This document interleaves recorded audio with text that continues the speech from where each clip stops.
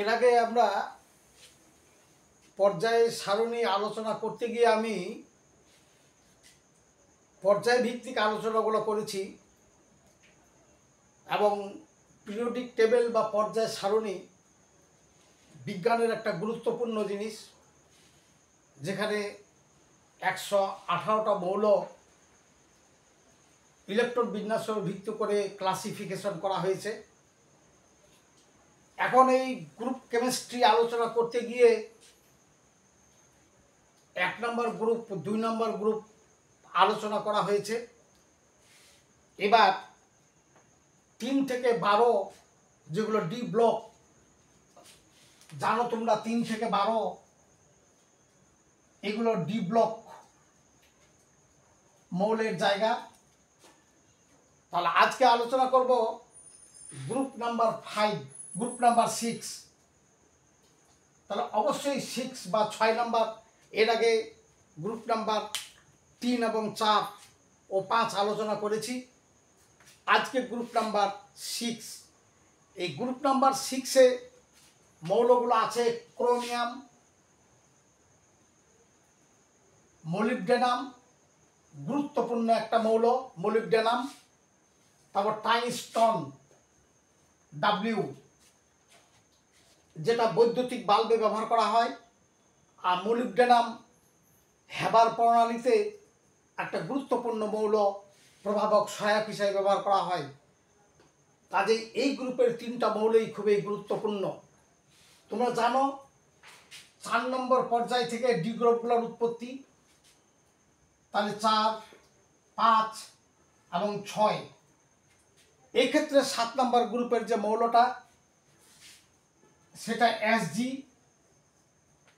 সার্গোনিয়াম। এটার এখনো এই 7 নম্বর পর্যায়ের এই মৌলগুলোর এখন আমাদের ভৌত এবং রাসায়নিক ধর্ম আমাদের কাছে এখনো অজানা। এটা পরবর্তীতে এই মৌলগুলো যদিও আবিষ্কার হয়েছে, কিন্তু তাদের ভৌত রাসায়নিক ধর্ম এখনো কমপ্লিটলি আসে নাই। তো যাই হোক, এই 6 নম্বর টাংস্টন পর্যন্ত আলোচনা হবে। তো ক্রোমিয়ামের 4 নম্বর গ্রুপের মৌল, 4 নম্বর পর্যায়ের মৌল, 6 নম্বর গ্রুপ। তাহলে যেহেতু 4, তাহলে 4s2 আমরা লিখব। এস ব্লকে দুটো চলে গেল। এখন 4 নম্বর পর্যায়টা শুরু হবে, আগে বলেছি আর্গন থেকে শুরু হবে। আর্গন 18 আর 20, তাহলে লাগবে 4টা মৌল, 4টা ইলেকট্রন লাগবে।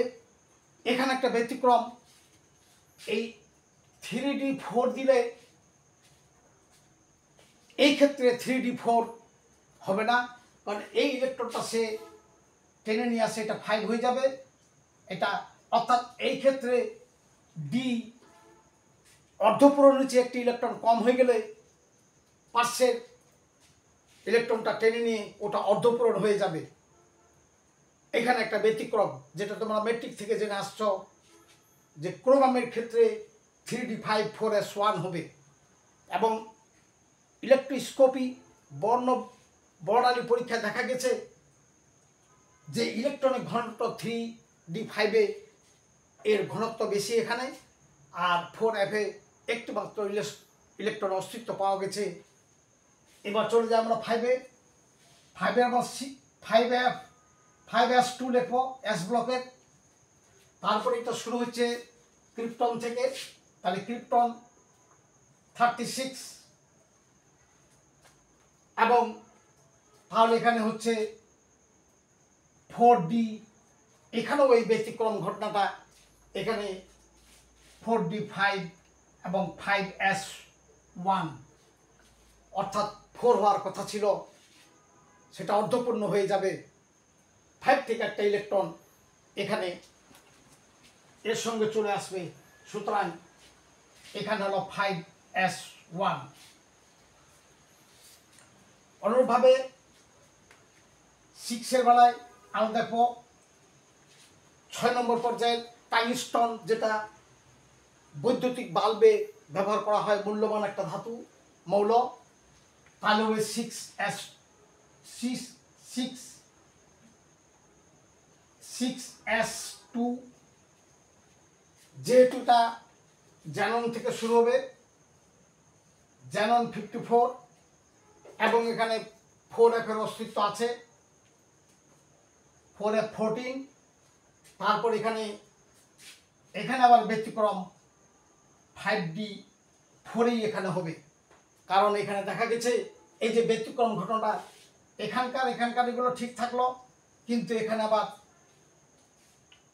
5D4 হইল 6S2।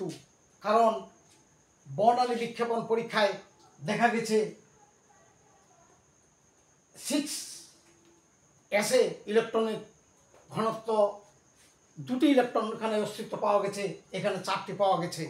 এখানে আবার অর্ধপূরণ হয় নাই, ডি এখানে 4 অবস্থায় থাকবে ট্রানজিস্টরের বেলায়। এই জন্য এটা ব্যতিক্রম ইলেকট্রন বিন্যাস, ক্রোমিয়ামের সঙ্গে বা মলিবডেনামের সঙ্গে এর কোনো মিল নেই। এটা ধারাবাহিকভাবে এটা ইলেকট্রন বিন্যাস হবে। এটাও তোমাদের MCQতে গ্রুপ নাম্বার 6-এ কোন মৌলটির ইলেকট্রন বিন্যাসে ক্রোমিয়ামের মতো নয়, অর্থাৎ ক্রোমিয়াম থেকে ব্যতিক্রম, অথবা 6 নম্বর গ্রুপে কোন দুটি মৌল সাধারণ ইলেকট্রন বিন্যাসে ব্যতিক্রম, সেটা হলো ক্রোমিয়াম ও মোলিবডেনিয়াম। অথবা 6 নম্বর গ্রুপে ক্রোমিয়ামের ইলেকট্রন বিন্যাসে ব্যতিক্রম কেন? কারণ ওই ক্ষেত্রে ডি অর্ধপূর্ণের একটা ইলেকট্রন কম থাকলে তা অর্ধপূর্ণ হয়ে যাবে। মোলিবডেনামের ক্ষেত্রে একই কথা, কিন্তু টাংস্টনের ক্ষেত্রে এটা প্রযোজ্য নয়। এই গেল গ্রুপ নাম্বার 6-এর ক্রোমিয়াম, মোলিবডেনাম এবং টাংস্টন এই 3টি মৌলের অবস্থান এবং তাদের বাইরের ইলেকট্রন বিন্যাস। তোমাদের সকলকেই ধন্যবাদ।